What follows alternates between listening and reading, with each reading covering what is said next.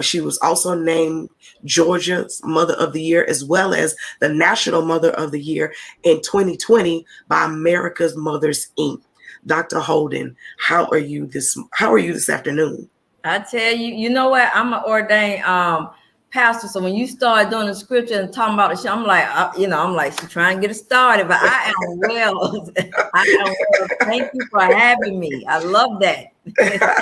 It is definitely an honor to have you here, and it's just truly, when the Shunammite woman, that parable is one of my favorite parables.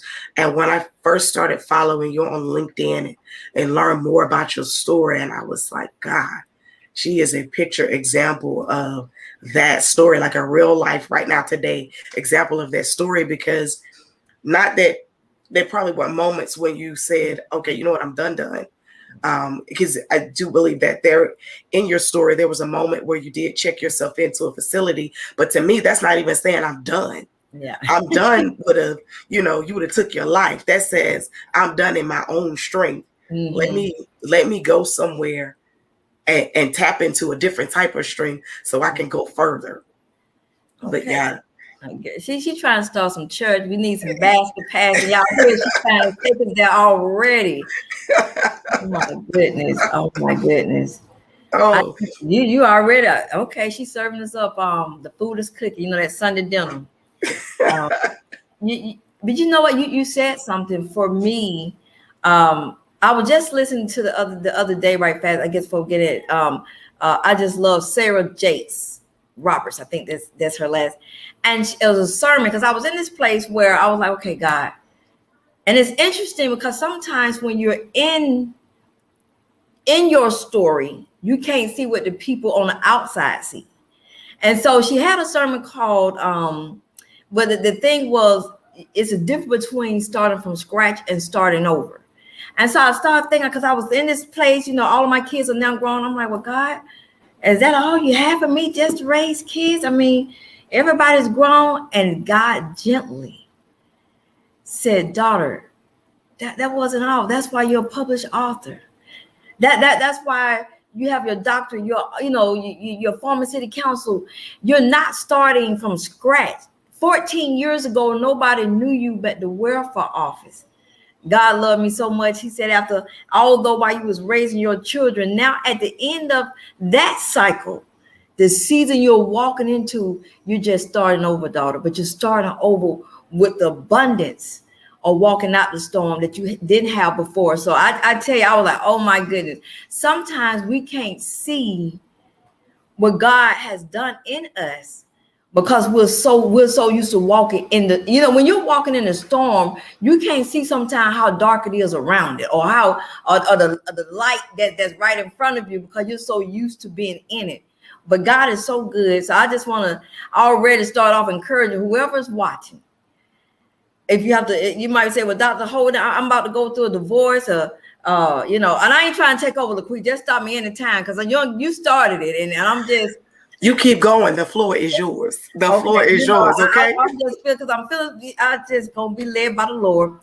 But somebody's watching and say, you know what? I'm trying to start over. I want to go back to school. I'm about to go through a divorce. I'm an empty nester. But the good thing is, you're not starting from scratch. See, God is so good. Now you can use the experience and the wisdom that you have when you go ahead and walk into this new season in your life. A lot of you guys are about to walk into a new season. And so I just want to bless you right now and just say, you haven't seen your best days yet. So I'm going to start right there, for we just look, she got to start it, y'all. So I just had to go on in and let you know, you haven't seen your best days yet. Oh, I don't know who else you're speaking to, but you're speaking to me. You are speaking to me, and our youngest son just graduated in May. Oh, mine said too. Cool. We are brand new. We're brand new empty nesters, and that was a conversation that me and my husband had leading up to David's graduation. Mm-hmm. We have breakfast every weekend together, and so he asked the question. He said, "Okay, what's next? Like, what do we do now? How are things working for us now? Mm-hmm. What do we do?" And initially, my flesh was in. It's like, what you talking about? Because for the entirety of our marriage, we've had children. We met when I was 15 and he was 17 back in 1992. And we've been together ever since. And Oh, wow. We had our first child when I was in the 11th grade. And, the Lord has blessed us. He blessed us along the way with some amazing people that were very key in us staying together as a couple. And us becoming better parents and, just better people. Yeah. So he said that, and I was like, what you talking about? And he said, no, listen to me, hear me out. Because the entirety of our marriage, we have had children to raise. And so they fueled a lot of the passion and the purpose behind everything that we did, every obstacle that we overcame, whether it was a self-inflicted one or one that the enemy put in the way. The ability to overcome it came because we had to do it for the kids. And so now he retired from the military in 2017, and now he's working for the military, but we have no kids in the house, right? New grandparents. And so that question was out there, what do we do next? And for him, it was an issue. Now for me, I'm just be transparent. It was not an issue. I'm with you. It's not an issue. I am with you on that one. Yes, I'm getting David's stuff together, and the older children are like, "Well, I didn't get that for graduation. It's okay though. I love you." It's like mom and daddy couldn't do then what we can do now, and he the last one. So how many do y'all guys have? 5. We have 5 children and 5 grandchildren. Okay, awesome. So, what mom saw was that light at the end of the tunnel, right? It's like, okay, I'm going to travel. COVID not going to stop me.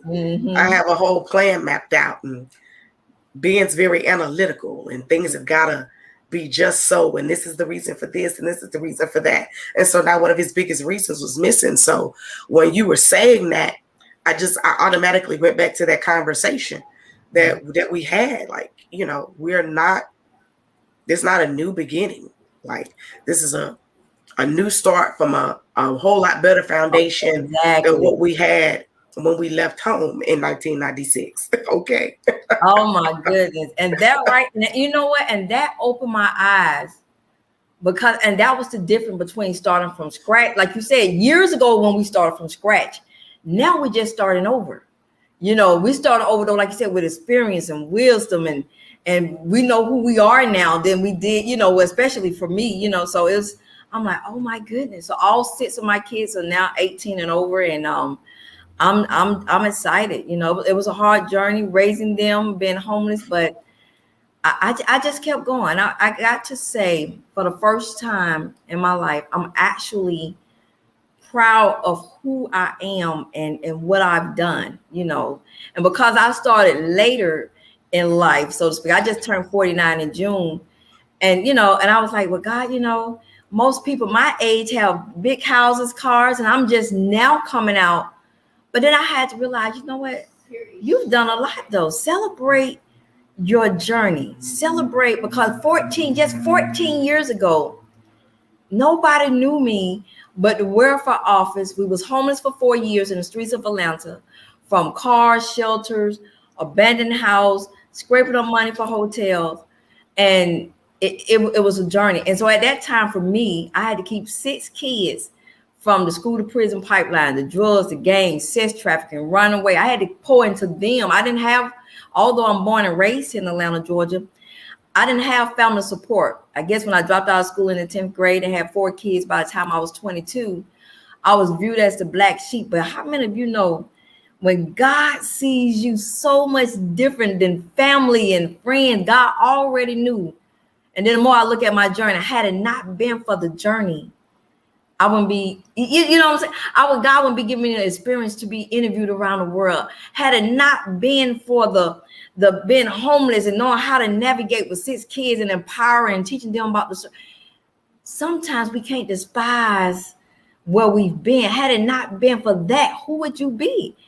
And I'm like, oh my goodness, had it not. So everything is necessary. Change is painful, but it's necessary. And so now I'm like, you know what, God, I thank you for allowing me to see all 6 of my kids as a single mom here in Atlanta at 35 years old with a GED and very little work history and a homeless. That was a lot. You know, you got to think about the average person is 35, uneducated, you know, because I only had a 10th grade education at 35 years old.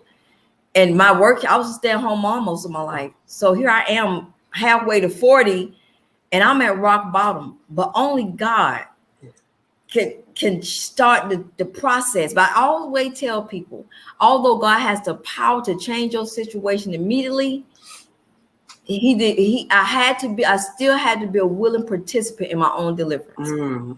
I can pray all night. I can cry all night. I can go to people and ask for advice every day. But until I got in the ring and started to fight, it was only then. And another thing, I'm just been led to just stop me whenever I'm the reason why people give up, because they don't see what they'll be at 10 years from now. See, what we want to be able, God, show me right now. If I'm going to be successful, show me right now. If God had showed me 14 years ago with daughter, you're going to be homeless for 4 years with your kids, and you're going to feel like you're about to have a mental breakdown. No one is going to help you. You're going to be rejected so much. You're going to feel like it was better off that you wasn't here. But if you hold on, daughter, in 14 years, see, nothing happens overnight. That's why I tell this junk, we want this microwave stuff. But in 14 years, you'll be interviewed all around the world. You know, you'll make national history when I became National Mother of the Year. And so for me, I had to learn how to appreciate the journey and trust the process, although it was definitely a very heavy one.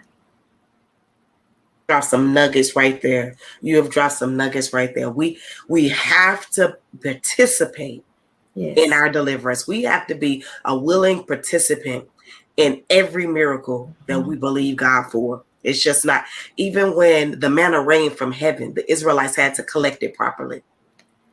It's not just going to come to you. You have to be willing and able to put the work in, because of what? Faith without works is dead. It doesn't do you any good, like you said, to pray and ask for the advice over and over and over again. Yeah. You got to put something with it. And when I was homeless, it wasn't nothing planned out. What God would do to whoever's watching, if you find yourself in a dark place, and this is the personal, my company is called Phoenix Rising. I focus on 3 things within my company: leadership, personal development, and empowerment. Personal development is so key.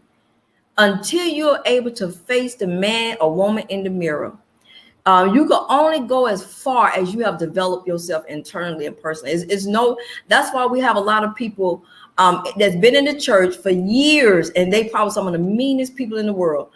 It's not about it. You got to do the work internally. One thing I did when we was homeless to save my 6 children, by me being living in poverty, I had a poverty mindset, because I was like, my life is over. I just had a very scarcity mindset. And to be honest, there's still some residue on that. Just because you're no longer in the situation does not mean that the residue is totally gone. So I still have to daily listen to self-love affirmations and talk and just really encourage myself like David did. You got to get to a place where you encourage yourself. One thing I did, I'm just so full. I'm so full. I'm just going to go ahead. Be free.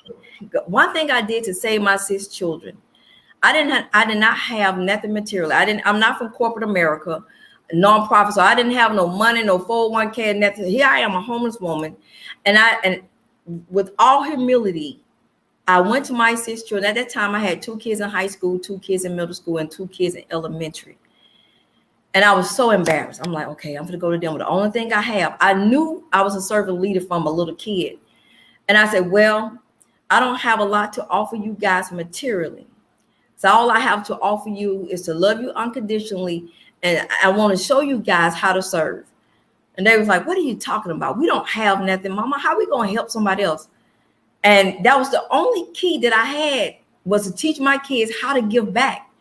I said, well, I believe if I could teach you guys how to serve now at our lowest, then I've given you a strong foundation to build on to become great leaders. And so I got the newspaper clippings and I started doing, we did about 4 or 5 events in the community while I taught them how to give back. We were serving around the Hurricane Katrina time. And I put on several events for the people in the community who was, in adverse situation, divorce, homeless, just people who felt like giving up. And to my surprise, although my kids complained and everything, because they wanted stuff. They was kids, they was teenagers, they wanted their hair done. Here I am talking about legacies, because at that time I was battling between legacy and suicide. I'm like, I'm no use to my kids. They're embarrassed. The girls can't keep I didn't have the stuff to get their hair done, but to my surprise, my oldest son came to me his senior year in high school. He said, Mother, by what you showed me about service to others, my way of giving back is joining the United States Marine Corps. He served 10 and a half years. He's now medically retired, and he just graduated with his associate's degree in business. Another son became a caretaker. My oldest daughter became an EMT, a licensed pharmacy tech, and she's about to graduate with her bachelor's. Another daughter joined the Army 3 years ago, and she graduated 2 years ago with her bachelor's. My 20-year-old is a 4-time published author, youth speaker, spoken word artist, and she just released a tabletop game for children that she created. And my last child, his name is Omega. There's no more coming after Omega. He is the last and the end. I had to name him Omega. Omega just graduated from high school. And I tell you this, as a leader, I believe I've done my job. A lot of times people seek opportunities to go do ministry abroad and other places, countries. But for me, ministry starts at home. Then you go outward. Not that you could be the best parent in the world and kids still could do crazy, but at least you got to try to save those in your household first and then proceed. That's just my view on leadership. Everybody thinks different, but that's how I feel. That's what the true leadership starts. See, now you talk about I done started church. Now come on, now you about to make me shout and preach up in here, okay? My husband and I are ordained ministers, and what you just said is something that I learned the hard way. Mm-hmm. The hard way. Ministry starts at home. Yes. They tell you that. It's said. Mm-hmm. But that's not the expectation.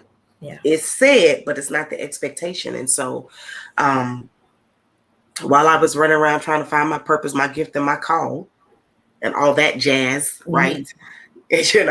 And I, making sure I'm faithful in this house that I'm serving in, I was busy neglecting the house that God had blessed me with.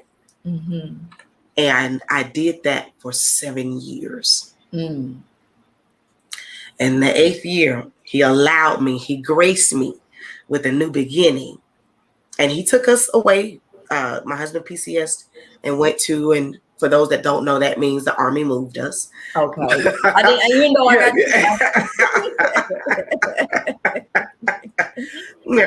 the Army moved us from Texas to England. Oh. And my children, we were visiting churches, and we sat down with them one Sunday. My husband said, okay, we're going to join this church. And I was in totally agreement. I loved it. And we were talking to the kids about it, and they gave me a list of things. And they said, Mom, I love Jesus. We love Jesus. But these are the things that we don't like. Mm. And everything on that list related back to the amount of time that we were not giving to them. And we were not placing them first. And we were placing other things first, especially the things that it took to make a church function. Mm-hmm. And we got that so out of order. And you hit the nail on the head when you said our first ministry, our most important ministry. I don't care whether you international or out of space. It don't mm-hmm. matter. Mm-hmm. Your primary ministry is in your home. That's it. It has to be in your home. And I was reading about you teaching your children servant leadership as you were going through the midst of your storm, mm-hmm. and then to hear you say it, I can't imagine. Like, I've been through some storms, but transparency, I don't believe, at least it wasn't intentional, that I Yeah. intentionally taught my children servant leadership. They may have seen their mama do some stuff. I may Mm-hmm. have seen their dad do some stuff. But to say we had that conversation with them, especially in the midst of our storms, I honestly can't say that. Like, that takes a degree of strength that I don't think one could put words to say an inner strength that you had in a strong relationship with the Lord to follow that in obedience and say, okay, this is what God is laying on my heart in the And, midst of my storm. And I'm going to tell this to my kids. and the crazy part about it, I wasn't raised in a church. And this came from me. I just knew that I had a moral duty, whether their fathers left or whatever situation. I had a moral duty first to try my best to liberate my family. And although at that time I really didn't know what liberation looks like. I mean, I didn't know. Shoot, I couldn't even do it for myself at that time. But I knew I had a duty to at least try to keep my kids from falling by the wayside. And so I just gave them the only key that I had. And I was so humiliated because I'm like, oh, when my kids see my family laughing at me and talking about me and nobody would help, so the rejection, oh my goodness, the weight, the hardest thing about going through any trial is the mental shift. The mental shift was it was worse than being homeless, because now God is trying to show me something, how he sees me and where he's taking me. And I'm like, because that hurt, because I'm already being rejected. God, now you want me to try to go out and do something so I can be more rejected? They laughing at me. I'm feeling, I'm getting beat down. And then I'm looking at I had 12 eyes watching me. And I came to a crossroad when we was in a board up house. We were living in a board up house as squatters. And I was pacing that board up house. I'm crying in the midnight hour. I don't know what to do. And I'm like, I got to do something. How can I save my children? And I went back to the last place that I gave up. And that's when I dropped out in 10th grade. And I'm like, oh my goodness, me going back to school, what did that look like? And so I enrolled in college at 35 years old, living in a board up house as squatters. And I just started fighting. My humanness, to be honest, I really wanted to go somewhere and hide. And I really wish that God, just got I'm a good person. I don't hurt nobody. I don't do nothing wrong. Can you just help me, Lord? I'm just being honest, transparent. I didn't know what to do. What do a woman homeless with 6 kids with a GED at 35 years old? I didn't know what to do. But I came to a crossroad. Crossroads are very powerful. You had a decision to make at that point. Do you run or do you fight? I'm a peacemaker by nature. I ain't never been a fighter in my life, but when I saw those 12 eyes watching me, I knew I had to do something to at least try to liberate my family. And when I went to enrolled in college in 2007, that was the beginning. But I tell you, whoever's watching, I'm not going to say it was no hop, just go. No. The journey got so hard. As a pastor, I often pose the question, what happens when your struggle outlasts your strength? You see, we all can go through something for a couple of weeks, couple of days, even a couple of months. But what happens when you become the man or woman with the issue of blood, or you become the man for years? It's like, God, I'm job searching for years. Nobody's hired. God, I'm trying to get over this divorce, but my heart still hurt. But it's years. What happens when your struggle outlasts your strength? My. Oh my goodness. And that's why I came to a crossroad. I'm tired, God. I don't know what to do. God, I'm pushing on a road in college. My family laughing at me. I called an auntie one day and I said, can we just sleep on your floor for one day? She's laughed at me. No, we don't have it. Okay. My sister had won a major lawsuit. Can you give me $50 for a hotel? No, I ain't got it. No problem. Love you. Bless you. And I just kept going. I got the phone. And I remember the struggle got so hard. I walked into a hospital here in Riverdale, Georgia. I told the lady at the desk, I said, ma'am, I can't do it no more. I know I was looking frazzled and I was not raised in the church, so I did not know God. She said, ma'am, are you saying you want to commit suicide? I said, yes, ma'am, I can't do this anymore.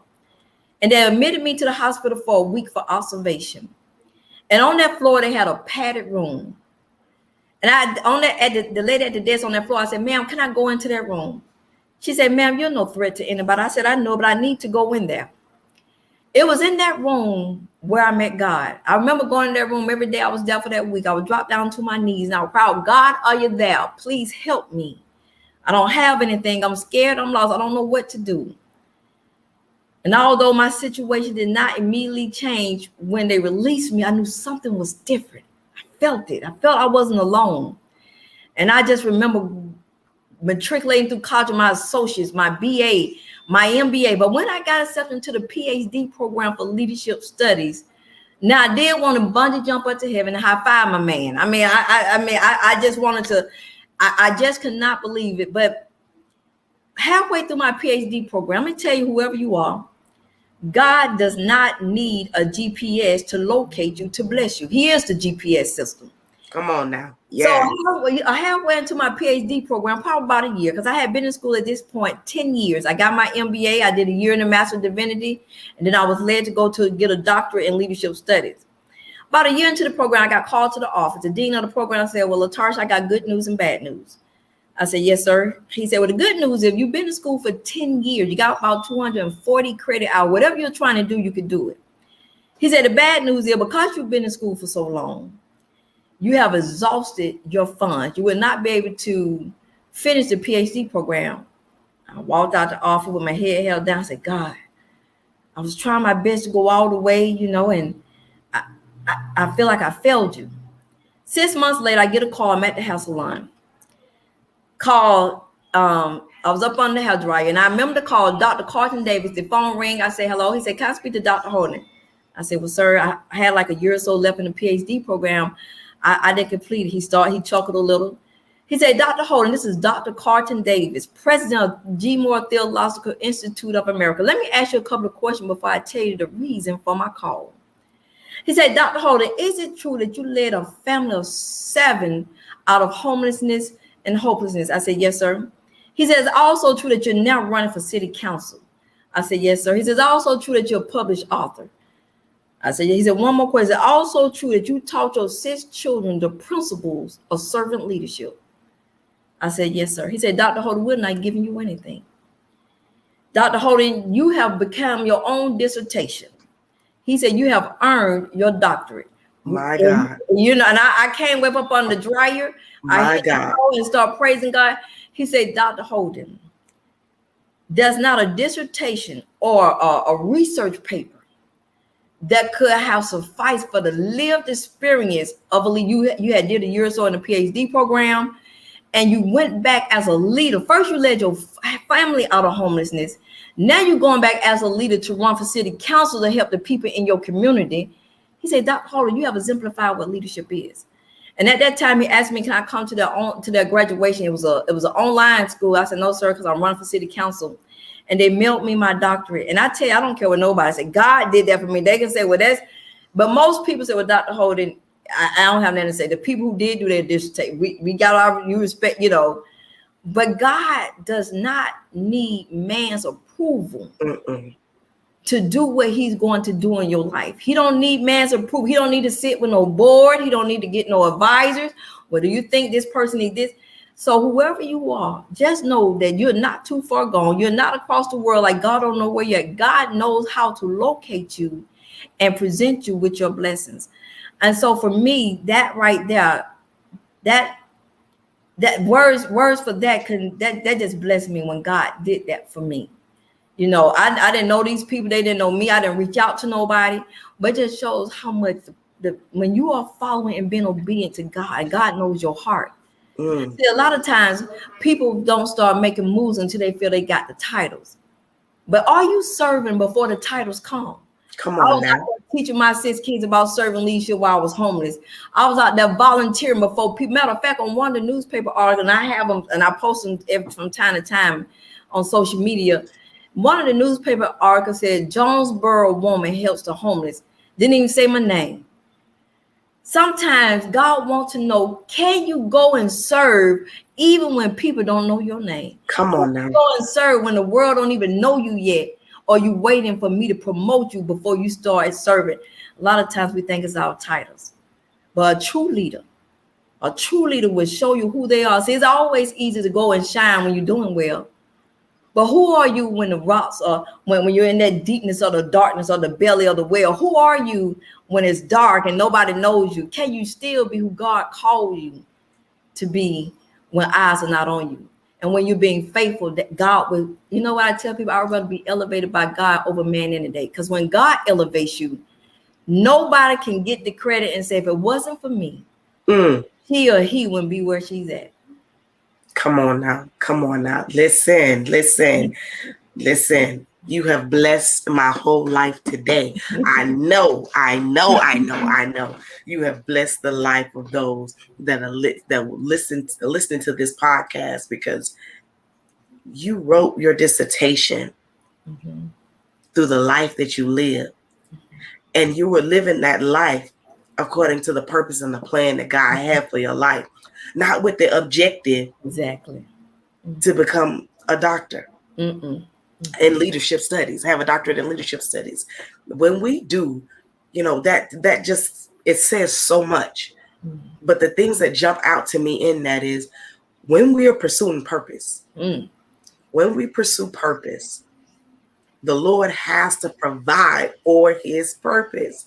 So as long as we are doing what the Lord has called for us to do in every area, in your homes, with your children, with your significant others, in your business, when you're passionately pursuing purpose, simply that you can be pleasing, holy, and acceptable in his sight, everything else that you need, he will bring it to you. You don't even know what's working behind the scenes for you. Like, you had no idea. You were minding your business, getting your hair done. Yeah. 6 months later. 6 months later. 6 months later, minding your business, getting your hair done. And the gentleman called you, and he addressed you properly. You didn't even know it. I didn't know. I corrected him. He just chuckled, and no doubt. Because and man would tell you, and you got to think, a dissertation. So I started off in a PhD program, but I got my doctorate because the school wasn't. The institute didn't give out PhDs. That's more of a research degree.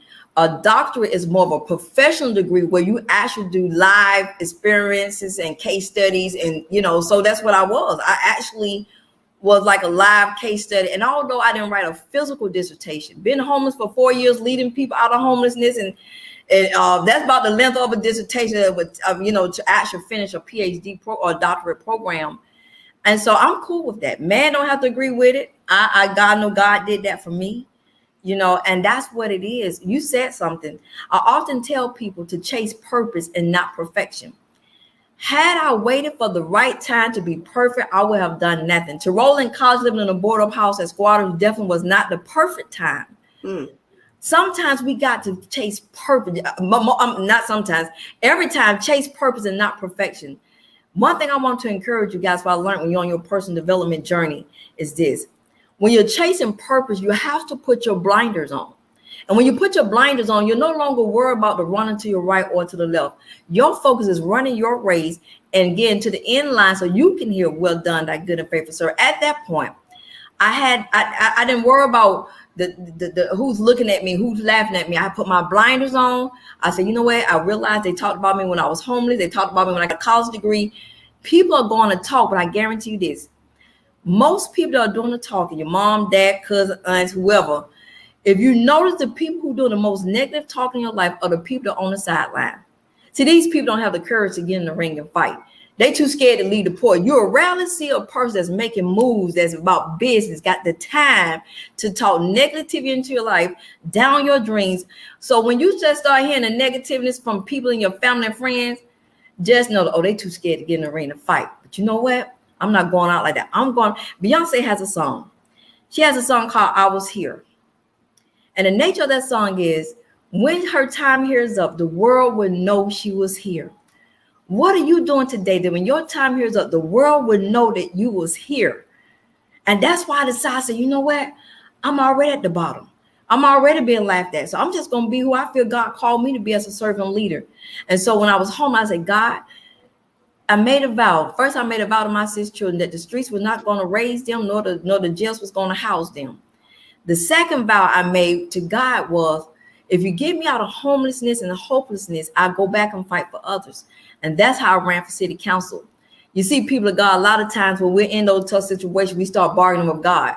The thing is, when he delivered you, can you deliver back? A lot of times we forget God when he brought us out, and we think we're made it. No. I asked God if he delivered me, and I put my hat in the race. And a lot of people, when we was on the forum, I've been interviewed, Dr. Ho, you're not worried? Because I was the underdog. I was the one that didn't know anybody. I was the homeless woman that came from the trenches and worked my way up. You're not scared that they're going to talk about you? I say, well, two things. My book is out. They can get that, and and they can read and find out everything about me. But then it would show their character and who they are, because if you talk about the people you're going to serve, you talk about me, you're talking about the people you're going to serve. Mm-hmm. You got to have the courage to be and keep the vow you made to God. If you say, God, help me, I'll stop drinking, I'll stop drugging, I'm going to do this, God would do just that. But please be a person of your word. See, that's how your character and integrity is being built. Are you a person of character and integrity only when the lights are on you? But the main thing, can you be that person even in the darkness? One thing my son said in 2017, I got a call for him when I was running for city council. And Lakita, when your kids get grown, sometimes you'll hear from them every now and then. And he was stationed in Tennessee, and I got a call. His voice was kind of serious, and I was like, "Do you need me? What's going on, son?" He said, "Mother, would you do me the honors of coming to Tennessee and pin me at my ceremony to Staff Sergeant Holden?" And I started to cry in the driveway because some of the residue was still left. And I said, "Son, I can't believe you called me. I thought you'd probably call my sisters or my mom, my dad." And he said, "Why would I call them?" He said, "Had it not been for you, where would we be?" He said, "Mom, I heard you crying in the midnight hour, and I know people was laughing at you, and nobody would help her." He said, "You could have did anything. You're a nice looking woman." And he said, "Mom, you didn't drink, you didn't drug, you didn't go to the street, you didn't give us up." He said, "Yes, ma'am. Would you do me the honors of coming to Tennessee and pin me to Staff Sergeant Holden?" I tell you, that was one of the best phone calls I ever received in my life. My. It's all about the things that we do when we're passionately pursuing purpose. Mm-hmm. The value that we bring,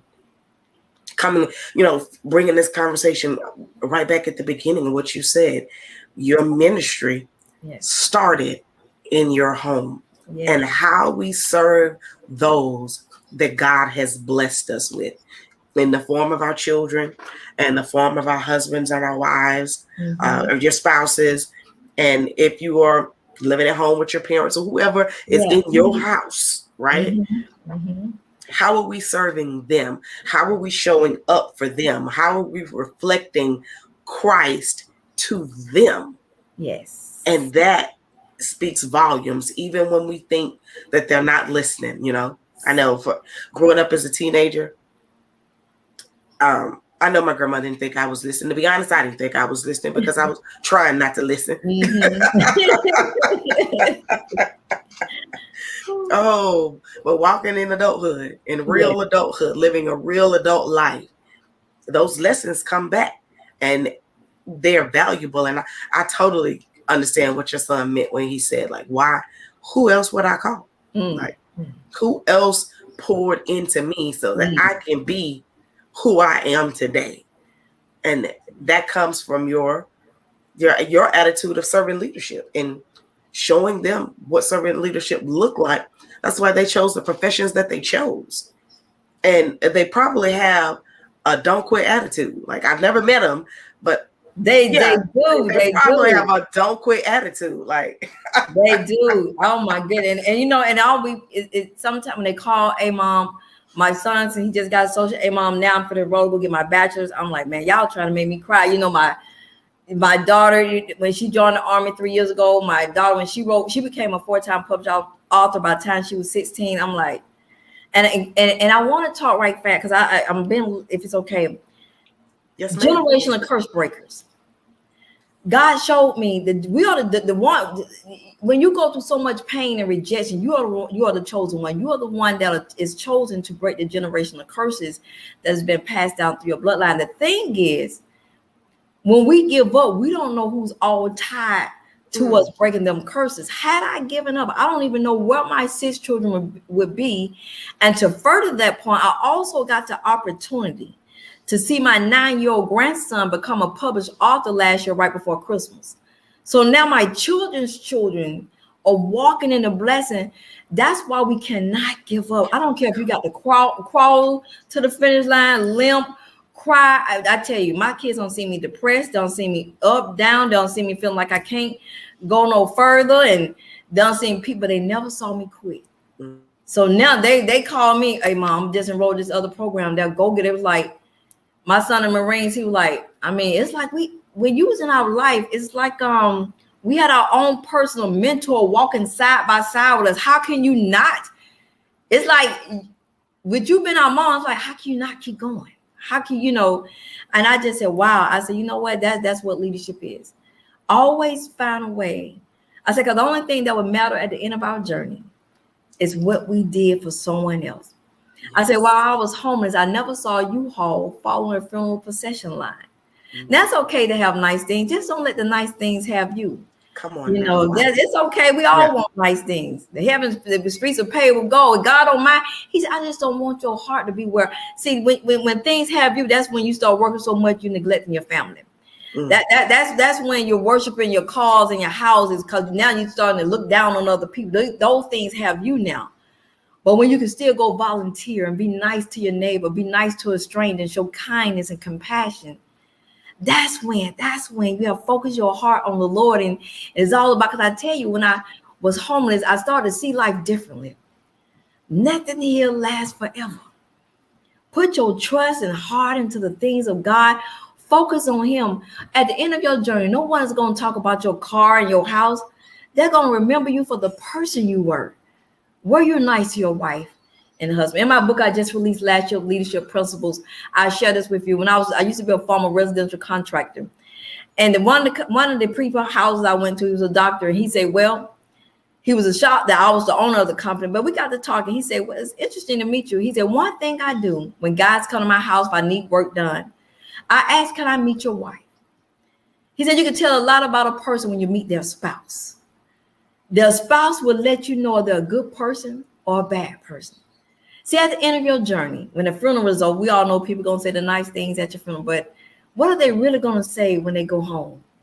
Are they really going to tell the truth? You know, Billy Bob, he was a low down or something, and Sister Mary, she really cheated with the guy. Or they going to say, that was a nice person.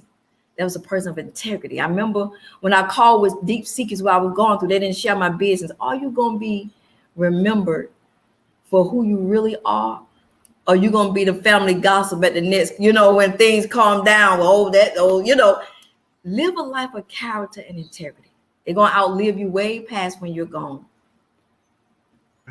My, I'm telling you. And that is the proverbial mic drop right there. Wow. Well, because it's so true. No U-Hauls follow a funeral procession, and the conversation that they had after the repast. Exactly. That's who you really are. That's who you really are. After the repast is over, when the truth is told. When the truth is told. Everybody sitting around and had a few. There you go. Beers, and everybody talking with the Sunday dinner. Yes. And that rascal owed me about $30. He talking. That's when So be a person of, because that's your legacy. Right. That's different from an inheritance. Your legacy is who you are, who you were to people. So yeah, that's why I teach my 6 kids. I just say, when my time here is up, be a person of integrity and have character. That's going to be your legacy. That's gonna awesome.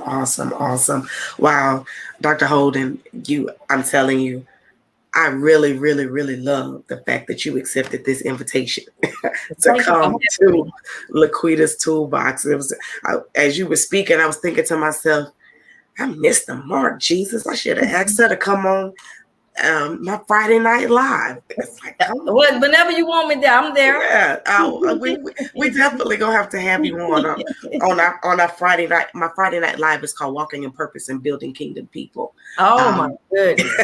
Oh yeah, that would have been a good one. Yes, my goodness. But listen, you guys, uh, make sure you check the show notes. We will have all of Dr. Holden's contact information, her website, her social media profiles in the show notes so that you can connect to her and connect with Phoenix Rising, with her company that focuses on leadership development. Is just one of the many things that they focus on. And go out to Amazon, and you can find the books that she's written there on Amazon, as well as on her Phoenix Rising website. But Dr. Holden, it has been a pleasure having you, hearing your story, the gems that you have been dropping in this podcast.